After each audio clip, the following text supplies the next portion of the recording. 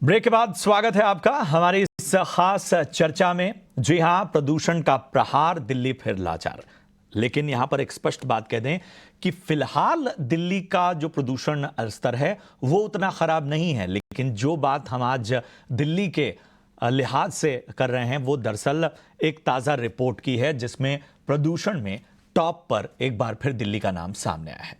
प्रदूषण पर बात हो और दिल्ली का नाम ना आए, ऐसा फिलहाल तो नजर नहीं आता। दुनिया भर के प्रदूषण पर ताजा रिपोर्ट आई है स्विस एजेंसी की आईक्यू एयर नाम की, और उसमें जो वायु गुणवत्ता की बात की जाती है उसमें लगातार चौथी बार 2018 के बाद से है, लगातार चौथी बार दिल्ली में प्रदूषण को लेकर गंभीरता की बात इंटरनेशनल एजेंसीज भी कर रही हैं। हालांकि इसमें बिहार भी कुछ पीछे नहीं है। दुनिया के सबसे प्रदूषित शहरों में बिहार के बेगूसराय का नाम भी सामने आया है। जैसा मैंने आपको बताया, स्विट्जरलैंड के संगठन आईक्यू एयर की वर्ल्ड एयर क्वालिटी रिपोर्ट 2023 के मुताबिक एवरेज सालाना 54.4 माइक्रोग्राम प्रति क्यूबिक मीटर की PM 2.5 का जो लेवल है, जो आधार है, उसमें अगर हम पूरे भारत को बात करें तो 2023 में 134 देशों में तीसरा सबसे खराब वायु गुणवत्ता वाला देश भारत बन चुका है, और इसके ऊपर बांग्लादेश और पाकिस्तान है। इससे पहले कि चर्चा को आगे बढ़ाएं, जानते हैं हमारी सहयोगी भव्या से कि आखिर इस रिपोर्ट की बाकी इनसाइट्स क्या हैं। भव्या, बताएं आखिर क्या कहती है ये रिपोर्ट। तो जैसा कि आप देख रहे हैं कि अभी हम खड़े हैं देश की राजधानी नई दिल्ली में, जो कि एक बार फिर से आइडेंटिफाई हुई है as the capital city with the poorest pollution index, with the poorest air quality index. So according to world air quality report, जो कि एक स्विस ऑर्गेनाइजेशन आईक्यू एयर ने जारी की है 2 दिन पहले, उसके अनुसार दिल्ली सबसे ज़्यादा पोल्यूटेड कैपिटल सिटी की तरह आइडेंटिफाई किया गया है, और बिहार का बेगूसराय सबसे ज़्यादा पोल्यूटेड मेट्रोपॉलिटन सिटी के तरह आइडेंटिफाई किया गया है। India 3rd largest polluted country की तरह आइडेंटिफाई किया गया है, जो कि 2022 में 8th मोस्ट पोल्यूटेड कंट्री था, अब 3rd मोस्ट पोल्यूटेड कंट्री है। तो कि हम 2022 से 2023 तक 5 पोजीशन स्लिप कर गए हैं इस एयर क्वालिटी इंडेक्स में, और हमारे आगे जो 2 कंट्रीज आते हैं वो है बांग्लादेश और पाकिस्तान। अगर हम PM 2.5 कंसंट्रेशन की बात करें तो दिल्ली के PM 2.5 लेवल 92.7 माइक्रोग्राम पर क्यूबिक मीटर पहुंच गए हैं 2023 में, और एज अ कंट्री हमने on an average PM 2.5 concentration देखी है 54.4 माइक्रोग्राम पर क्यूबिक मीटर की। 1.36 बिलियन इंडियंस एक्सपोज हुए हैं PM 2.5 कंसंट्रेशन से, जो कि एक्सीड करती है WHO की गाइडलाइन। तो अब हमारी जो रैंक है वो गिरती ही जा रही है, और दिल्ली एक बार फिर as the most polluted capital city identify हुआ है। पर फिर भी ये इंडिया का और कंट्री का सबसे ज़्यादा पोल्यूटेड सिटी नहीं है, वो है बिहार का बेगूसराय।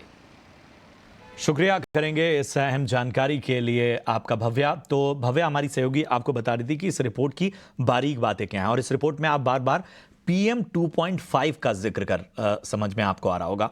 अब PM होता क्या है? PM 2.5 जो लेवल है, इसके आधार माना जाता है प्रदूषण को मापने के लिए। PM यानी पार्टिकुलेट मैटर, जो वायु में मौजूद छोटे कण होते हैं, और ये ठोस और तरल दोनों रूप में मौजूद होते हैं।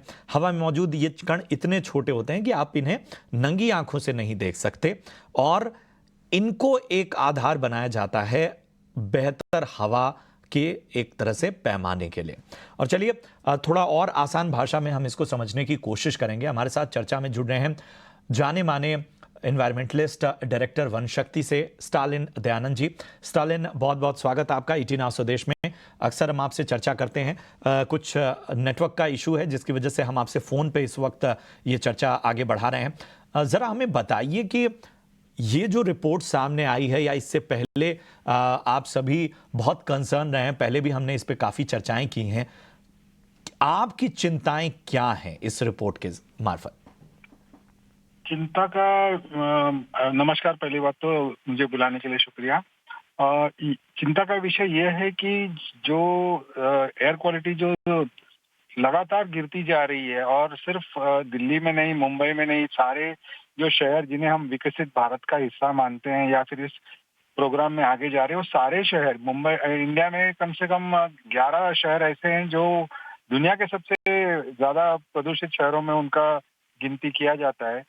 और ये कारण ये है कि जो बहुत सारा काम चल रहा है, जो डेवलपमेंट वर्क्स चल रहे हैं, वो कभी भी रूल के हिसाब से नहीं चलते हैं। और वो जो डिगिंग और कंस्ट्रक्शन जो चल रहा है, वो सबसे बड़ा जो कारण है कि हवा में जो PM 2.5 का ब्रीचिंग हो रहा है बार बार, पार्टिकुलेट मैटर बहुत ज्यादा है। और इससे जो इसका जो हेल्थ कॉस्ट है, इसका कहीं पे भी आपको डेटा गवर्नमेंट से नहीं मिलेगा। यानी कितने लोगों को कितनी बीमारियां हो गई है इस पूरे देश में खराब वायु के कारण, इसका आपको डेटा नहीं दिया जा रहा है। लेकिन आप अपने लेवल पे या फिर सेमी गवर्नमेंट ऑर्गेनाइजेशन NGOs की तरफ से या फिर आप इंडिपेंडेंटली भी सर्वे करो तो आपको पता चलेगा कि लाखों नहीं करोड़ों लोग हर दिन बीमार रहते हैं इस पुअर एयर क्वालिटी की वजह से। और ये सबसे बड़ा चिंता का विषय है, क्योंकि खास करके बच्चों में और बुजुर्गों में ये जो डैमेज कर जाता है शरीर को, और वो लॉन्ग टर्म डैमेज है,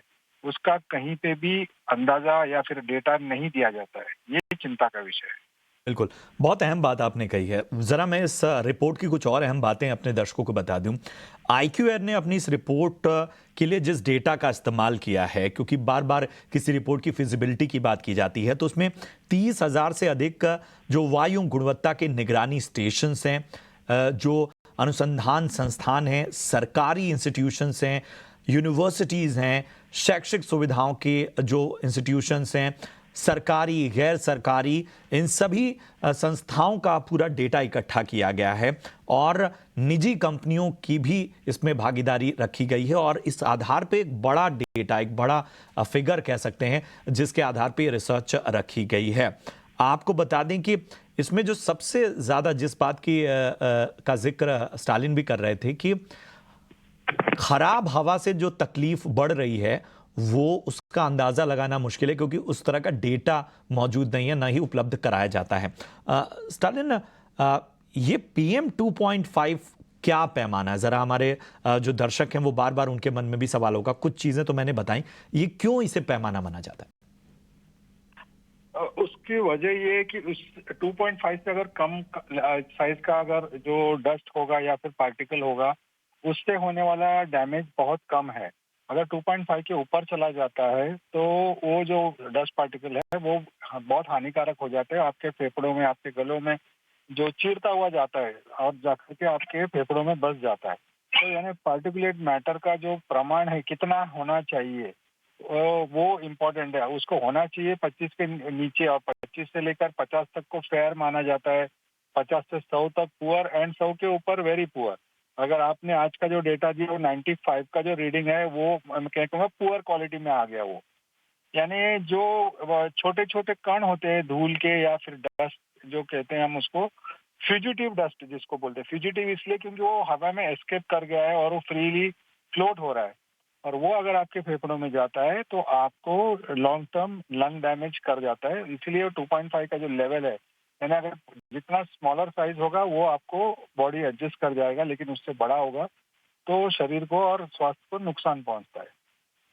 बहुत बहुत शुक्रिया करेंगे स्टालिन जी हमसे जुड़ने के लिए और इन सारे पहलुओं पर विस्तार से बातचीत करने के लिए। और उम्मीद हम यही करते हैं कि ये जो रिपोर्ट्स हैं ये एक तरह का अलार्म होती हैं और इससे सरकारों, संस्थाओं सभी को समझना होगा।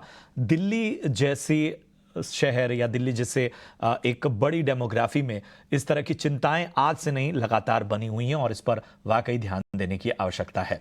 तो इस चर्चा के जरिए हमने तमाम बातों को बड़ी आसान भाषा में आपके सामने रखा।